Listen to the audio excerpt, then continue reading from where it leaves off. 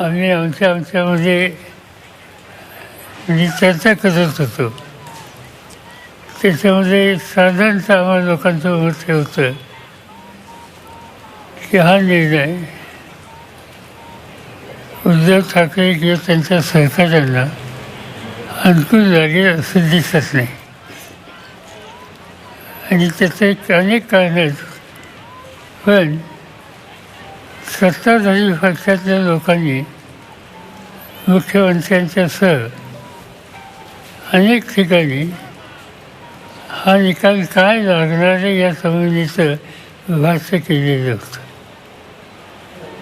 आणि त्यामुळे त्यांना एक प्रकारची खात्री होती. आणि ती खात्री या निकालात दिसेल असं ध्वनित केलं जात होतं. आणि तसाच हा निकाल लागला. माझ्यामध्ये जो काही निकाल मी ऐकला फायनल डॉक्युमेंट जजमेंटची पाहिल्यावर आणि वकिलांशी चर्चा केल्याच्या नंतर अधिक स्पष्टता येईल. पण हा निकाल वाचल्याच्या नंतर सुप्रीम कोर्टामध्ये उद्धव ठाकरे यांना जावं लागेल आणि उद्धव ठाकरेंची केस सुप्रीम कोर्टामध्ये या निकालाच्या भाष्यावरनं ही अधिक सोयीची होईल. त्यांना त्या ठिकाणी न्याय मिळण्याच्या संबंधीची खात्री या जजमेंटच्या वर्डिंगवरनं दिसते. एक गोष्ट सगळ्यात महत्त्वाची आहे की विधिमंडळ पक्ष आणि पक्ष संघटना या ठिकाणी निकाल घेतलेला आहे तो विधिमंडळ पक्ष याला महत्त्व दिलेलं आहे. सुभाष देसाईची जे सुप्रीम कोर्टात केस होती, सुभाष देसाई वर्सेस गव्हर्नमेंट 11 मे 2023, त्या जजमेंटमध्ये सुप्रीम कोर्टाच्या 5 जजेसच्या टीमने हा निकाल दिलेला आहे. पक्ष संघटना महत्त्वाची, जे उमेदवारांची निवड करतात, त्यांना निवडणूक लढवायला अफोदे करतात आणि अशांचे मत यापेक्षा त्यांना जे निवडतात त्यांचं मत, त्यांचा अधिकार अधिक महत्त्वाचा आहे. आणि लेजिस्लेटिव्ह पार्टी, विधिमंडळ पक्ष आणि पक्ष संघटना याच्यामध्ये पक्ष संघटना महत्त्वाची आहे असा निकाल सुभाष देसाईंच्या केसमध्ये सुप्रीम कोर्टाने दिलेला आहे. या ठिकाणी अध्यक्ष महोदय जे काही सांगतात त्याच्यामध्ये त्यांनी अनेक वेळी ही गोष्ट सांगितली की विधिमंडळामध्ये बहुमत कोणाचं आहे, एक व्हीप कोणाचा आहे तो, आणि व्हीप हा जो दिलेला आहे तो विधिमंडळ पक्षानं व्हीप द्यायचा अधिकार कुणाला दिलेला आहे. सुप्रीम कोर्टाच्या निर्णयामध्ये स्वच्छ असं म्हणले की व्हीप किंवा कुठलाही आदेश हा देण्याच्या संबंधीचा अधिकार पक्ष संघटनेला आहे, विधिमंडळ पक्षाला नाही, व्हीपची निवड करण्याचं. आणि त्यामुळं या ठिकाणी व्हीपची निवड ही उद्धव ठाकरेंच्या संघटनेच्या वतीनं ही केलेली नाही. आणि हे या जजमेंटमध्ये त्यांनी स्पष्ट केलेलं आहे. 10 शेड्यूल ही आम्हा सगळ्यांना, म्हणजे आम्हा सगळ्यांना याचा अर्थ राजकीय पक्षात काम करणाऱ्या लोकांना एक प्रकारची दिशा देणारं असं ते शेड्यूल आहे. आणि त्याच्यामध्ये स्वच्छ या गोष्टी त्यांनी स्पष्ट केलेल्या आहे. याच्यामध्ये आणखी एक गमतीची गोष्ट ही की व्हीप मोजला तर त्याचं ॲक्शन घेता येते आणि त्याला अपात्रसुद्धा ठरवता येतं. इथं काय झालं आहे, इथं वीर फोडला म्हणून शिंदेच्या लोकांच्या संबंधीची कारवाई करावी अशी मागणी उद्धव ठाकरेंच्या लोकांच्या वकिलांच्याकडून झाली होती. पण निर्णयामध्ये जजमेंटमध्ये वीर देणाऱ्याला वीर द्यायचा अधिकारच नाही आणि त्या असं म्हणून म्हणजे स्पीकरने त्या संबंधीचा पात्रतेचा निर्णय शिंदेच्यावर राहणाऱ्या 16 लोकांच्या विरोधी घेतलेला नाही. त्यांनी त्यांना त्यांची पात्र ठरवलं. दुसऱ्या बाजूला हे जे उद्धव ठाकरेंच्या विरोधाचे जे लोक होते त्यांनी स्पीकरच्या इलेक्शनमध्ये पक्षाचा व्हीप पाळला नाही म्हणून त्यांना अपात्र ठरवावं अशी मागणी केलेली होती. स्पीकर साहेबांनी तीही मागणी मान्य केली नाही आणि त्यांनाही पात्र ठरवलं. त्यांनी पात्रता या दोन्ही बाजूच्या लोकांच्या संदर्भात त्यांनी मान्य केली.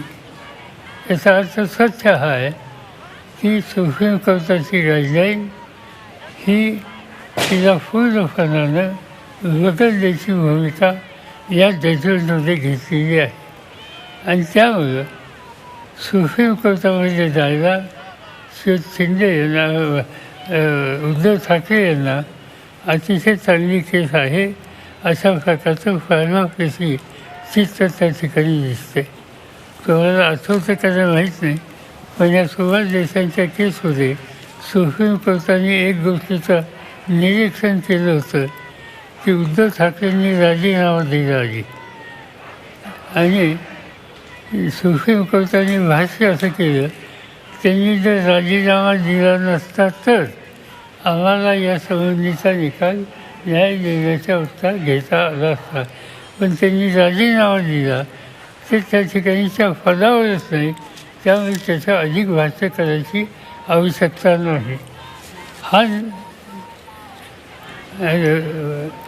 सुप्रीम कोर्टाचं हे भाष्य हे अतिशय महत्त्वाचं आहे आणि माझी खात्री आहे की त्याची उपयुक्तता हे अफीला जातील आणि अफीलामध्ये त्या ठिकाणी उद्धव ठाकरेंना न्याय मिळेल. आणि दुसरी गोष्ट एक अशी आहे की शेवटी ह्या निकालाचा निवडणूक काहीतरी 2-3 महिन्यात लोकसभेची आणि 6-7 महिन्यावर विधानसभेची, त्यामुळे आता हा निकाल शेवटी लोकांच्या कोर्टात होणार. आणि माझी खात्री आहे की ज्या पद्धतीनं आज आम्ही सगळे लोक एकत्रित विचार करतो आहे, त्याच्यामध्ये उद्धव ठाकरेंचा पक्ष असेल, राष्ट्रवादी आमचा असेल, काँग्रेस पक्ष असेल, डावे पक्षांचं पक्ष माझ्याकडे आहे, त्या सगळ्यांची सहभागी होण्याची भूमिका आहे.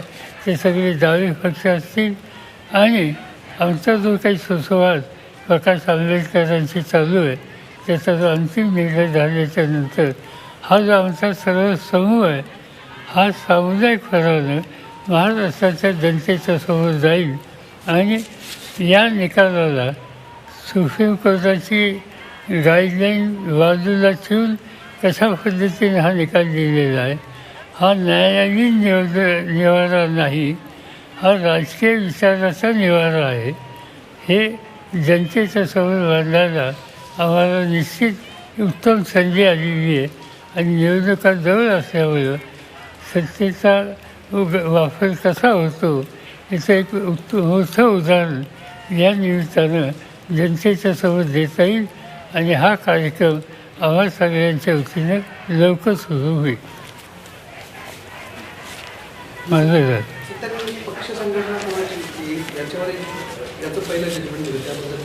त्यांनी सांगितलं ना की पक्ष संघटना त्यांनी सांगितलं शिंदेची.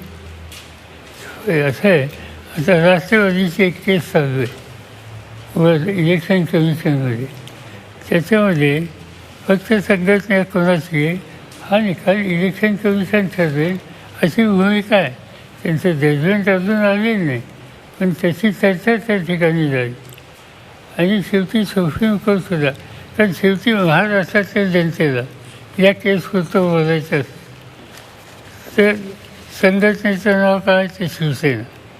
ठीक आहे, आता शिवसेना त्यांनी चिंतन आली, पण जनतेला शिवसेना ही बाळासाहेब ठाकरे यांची निवडीची आणि बाळासाहेब ठाकरेंच्या नंतर त्यांच्या हयातीत त्यांनी उद्धवच्याकडे ही जबाबदारी सुपूर्द केली. आता त्याच्यानंतर उद्धव ठाकरे आणि त्यांची ही शिवसेना, या गोष्टी महाराष्ट्रात स्वच्छ आहेत. उद्धव ठाकरे मुख्यमंत्री झाले, शिवसेनेचे म्हणून झाले, आम्हा सगळ्यांचा त्यांना पाठिंबा होता. त्यांच्या मंत्रिमंडळामध्ये आज ज्यांना खरी शिवसेना म्हणून न्याय स्वीकारचा निर्णय दिला आहे आणि त्या शिंदेचं सहभाग उद्धव ठाकरेंच्या मंत्रिमंडळात होतं. त्या सवन कालावधीमध्ये उद्धव ठाकरेंच्या मंत्रिमंडळाचे मंत्री, शिवसेनेच्या मंत्रिमंडळाचे मंत्री, शिवसेना कोणती तर उद्धव ठाकरेंच्या नेतृत्वाखालची संघटना, हे सगळं महाराष्ट्राला माहिती. आणि त्यामुळे हे सगळं असं उद्या असताना हा निकाल या ठिकाणी घेतला आणि लोकांना माहिती आहे की ही संघटना कुणी स्थापन केली, वर्षानुवर्ष या संघटनेचं नेतृत्व कुणी केलं. असं असताना शिवसेना कुणाची याचा निकाल या स्पीकरने केला, तो माझ्या मते सुप्रीम कोर्टात उद्धव ठाकरेंची केस आणखीन भक्कम व्हायला त्याची मदत होईल. साहेब, राष्ट्रवादीची सुद्धा असंच फ्रॅक्शनचा विषय स्पीकरच्या समोर जो असणार आहे, या निकालाचा त्याच्यावरती काय परिणाम होईल तुम्हाला असं वाटतं? असं की याच्या आधीच आम्ही सांगत होतो की हा ट्रेंड कसा आहे की स्पीकर ही इन्स्टिट्यूशन आहे, त्या इन्स्टिट्यूशनची प्रतिष्ठा सगळ्यांनी समजली पाहिजे. पण आपण हे बघितलं, निकाल 2 दिवसावर आहे आणि निकाल ज्यांची केस ज्यांच्यासमोर आहे त्यांना भीतीला स्पीकर जातात. याचा अर्थ काय, उद्याच्याला एखाद्याची केस एखाद्या हायकोर्टात आहे किंवा कोर्टात आहे कोणाच्या समोर, आणि तो न्यायाधीशात जर त्याच्या आधी 2 दिवस ज्याची केस आहे त्याच्या घरी जात असेल, त्यांनी सांगितलं की माझ्या मतदारसंघाची कामं होती, माझ्या मतदारसंघाची कामं करायला आत्ताच आठवण झाली का? गेल्या अनेक वर्षामध्ये ते सभासद होते, तेव्हा काय करत होते, याच्यातून हा निकाल असा लागेल असं आम्हाला वाटत होतं आणि असा निकाल लागेल असं आम्हाला वाटत होतं.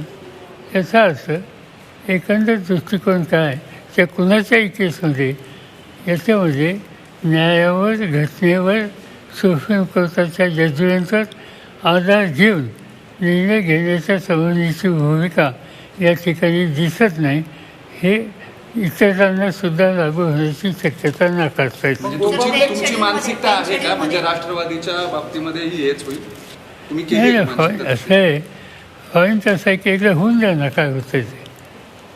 मी जे अर्थी सांगितलं की ज्यांनी निकाल देताना, निकाल देण्याच्या आधीच्या 2 दिवसाचं त्यांचं एकंदर वर्तन बघितल्याच्यानंतर साधारणतः लोकांना शंका जर आली तर त्यांना दोष देता येणार नाही. सर, पण 10th शेड्यूलमध्ये या आजच्या जजमेंटमध्ये निरीक्षणामध्ये स्पीकरनी म्हटलं की 10व्या शेड्यूलचा वापर हा कोणतेही निर्णय लादण्यासाठी किंवा पक्ष नेतृत्वाची भूमिका मांडण्यासाठी केला जाऊ शकत नाही, असं निरीक्षण त्यांनी मांडलं आहे.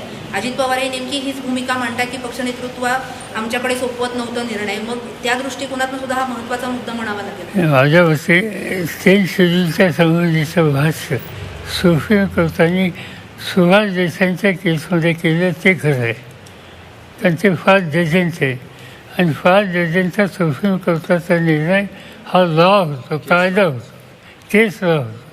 त्यामुळं स्पीकर साहेबांनी काय म्हणलं, आणखीन कुणी काय म्हणलं, याच्यापेक्षा सुप्रीम कोर्टाच्या निर्णयातून जो केस लॉ झाला तो अतिशय महत्त्वाचा आहे. पण ठाकरेंचे जे आता आमदार आहेत ते भारत गोगावले आमंत्रण करू शकतील? नाही, आता कशी करते? नाही नाही, म्हणजे त्यांना अधिकार आहे का व्हीप जारी केल्यानंतर? नाही, असं या स्पीकरने सांगितलं की त्यांचा व्हीप आहे, पण स्पीकरने त्यांना अफाट ठरवण्याची मागणी ही मान्य केली नाही. हा उद्या त्याला विधिमंडळामध्ये एखादा विषय आला मी दिला, यांनी मान्य नाही केला, तर तो वादाचा किंवा न्यायालयात जाण्याचा विचार होऊ शकतो. सर पॉलिटिकली ड्रिव्हन नव्हता, म्हणजे भाजपचा जो मुद्दा मांडला गेला होता एका याचिकेमध्ये की भाजपच्या सांगण्यावरनं ह्या सगळ्या गोष्टी केल्या गेल्या, तेही मान्य होऊ शकत नाही असं स्पीकर म्हणाले. त्यांनी सांगितलं खरं. आता जे उद्धव ठाकरे असलेल्यांना सोडून शिंदेसाहेब कोणाबरोबर गेले? त्यांच्या मंत्रिमंडळात कोण लोक आहेत? भाजप आणि त्यांचा अलायन्स आहे का नाही? आता ही जगण्याची गोष्ट आहे. त्यामुळे जे गेले त्यांच्या संबंधी आज काही म्हणलं तर चालेल, पण नंतरच्या पुढच्या सुप्रीम कोर्टाच्या मॅटरमध्ये कारण ते जाणार आहेत, त्याच्यात वास्तव तिथं पुढे येईल. सर, लोकसभा निवडणुकीपर्यंत जर सर्वोच्च न्यायालयात याबाबतचा काही अंतिम निकाल लागला नाही तर चिन्हाचं आणि पक्षाचं उद्धव ठाकरेंच्या पुढे आव्हान कसं असेल? ते त्यांना इलेक्शन कमिशनच्या पुढे जावं लागेल किंवा यांच्या पुढे जावं लागेल. आणि इलेक्शन कमिशन सुद्धा सुप्रीम कोर्ट त्यांना चिन्ह दिली, त्याच्याबद्दल काय नाही. तुम्ही नाव काही घ्या, काही करा, ते दिसतील. त्याला उद्या ते हेच आर्ग्युमेंट करणार की असा असा निकाल आला आहे, त्या निकालाच्या विरुद्ध आम्ही तुमच्यासमोर आहोत, उद्या निवडणुका आलेल्या आहेत, तुमचा निकाल लागेपर्यंत आम्हाला काहीतरी पर्यायी व्यवस्था करा, हे ते म्हणतील. त्याच्यातले वाद नाही. आणि आता हा सगळा विचार आम्ही केलेला आहे. ते जवळपास 120 चिन्ह आहेत, त्याची यादी मोठीच्या मोठी आहे. ठरलं चिन्ह वगैरे काही नाव नाही, मी काही विचार वगैरे तयारीनुसार ठाकरेंनी मशाल घेतली हातात, आपण आता बघूया आता काय होतं ते. आता वर्षात नोकरी झाली, करायचं.